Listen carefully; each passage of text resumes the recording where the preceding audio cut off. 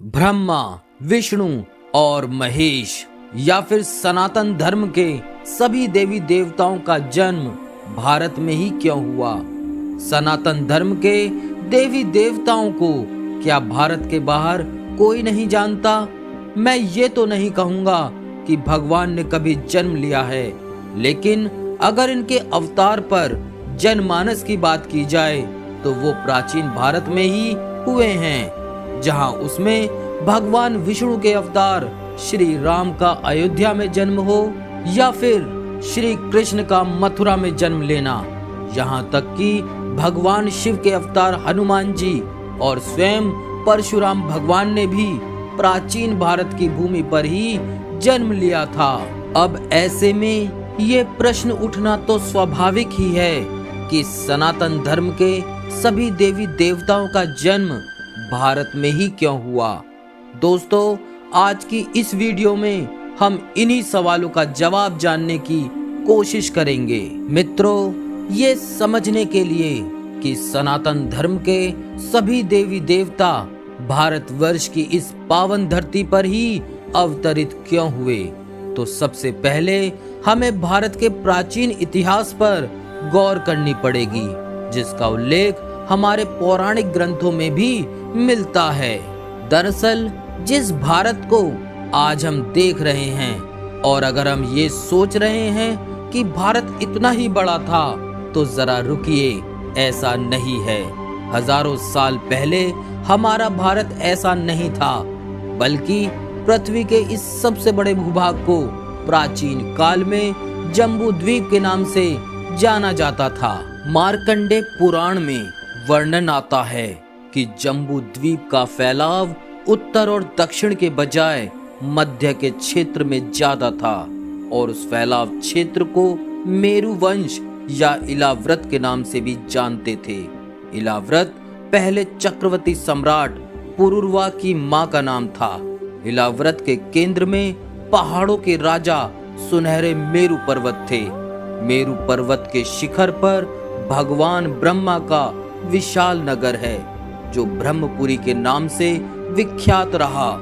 ब्रह्मपुरी के आसपास 8 और भी शहर बताए गए हैं, जिसमें से एक भगवान इंद्र का है और साथ में दूसरे देवी देवताओं के बताए गए हैं। एक प्रचलित मत ये भी है कि पूर्व वंश के राजा दुष्यंत और शकुंतला के पुत्र भरत के नाम पर ही हमारे देश का नाम भारतवर्ष पड़ा।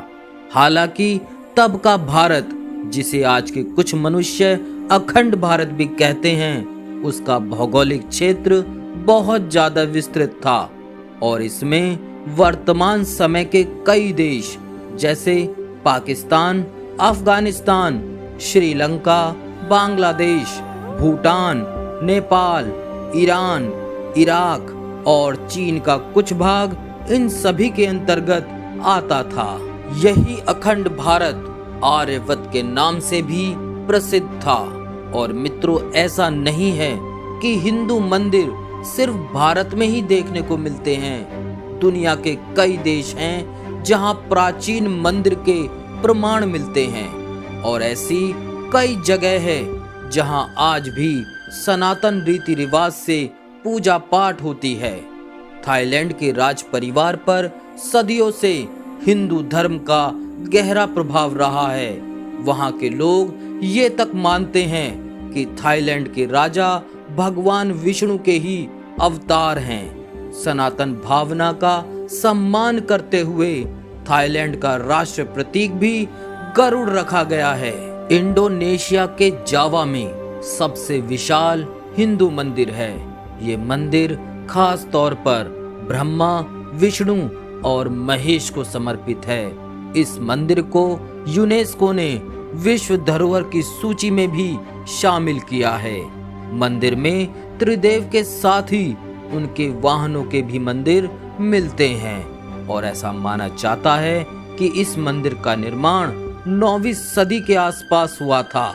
इसके अलावा बाली में पुरातमन सरस्वती मंदिर और जावा में स्थित श्री शिव मंदिर भी मौजूद है, जो इस बात का प्रमाण है कि अखंड भारत काफी दूर तक फैला हुआ था।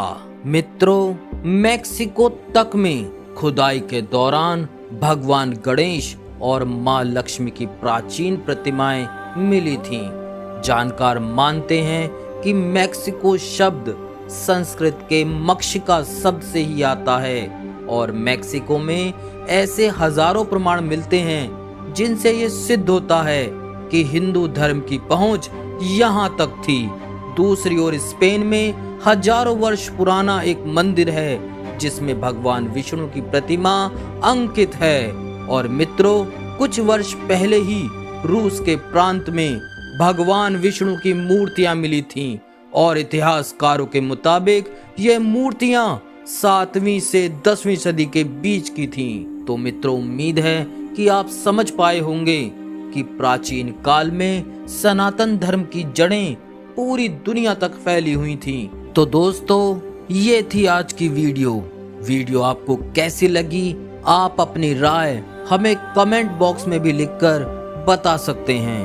वीडियो पसंद आई हो तो वीडियो को लाइक करके चैनल को सब्सक्राइब करना ना भूलें। धन्यवाद।